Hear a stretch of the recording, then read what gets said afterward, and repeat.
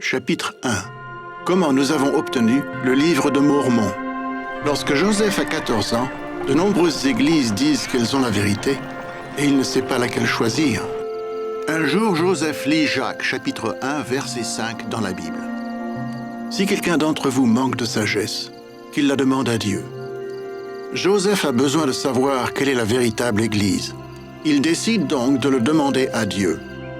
Un matin de printemps, Joseph va dans les bois près de chez lui pour prier. Il se met à genoux et commence à prier. Satan essaie alors de l'arrêter.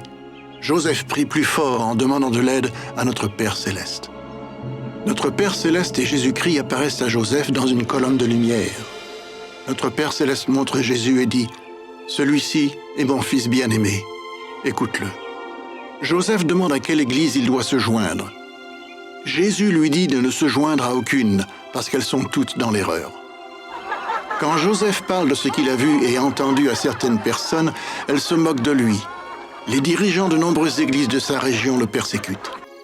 3 années passent. Un soir, Joseph prie pour que ses péchés soient pardonnés et pour savoir ce qu'il doit faire.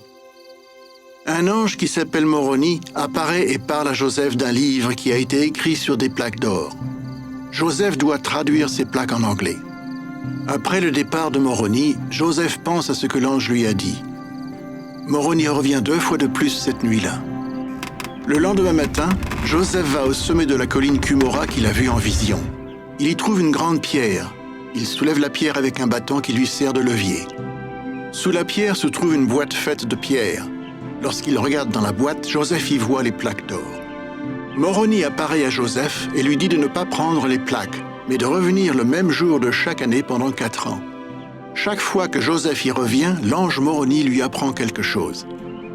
4 ans plus tard, Joseph reçoit enfin la permission de prendre les plaques d'or. Il se sert de l'Urim et du Thummim pour traduire certaines d'entre elles. Des secrétaires aident Joseph en écrivant les mots qu'il traduit à partir des plaques d'or. Joseph apporte le texte traduit à un imprimeur et en fait faire un livre. Ce livre s'appelle le livre de Mormon. Il parle de personnes qui habitaient sur le continent américain il y a de nombreuses années. Il parle aussi de Jésus-Christ, le Fils de Dieu.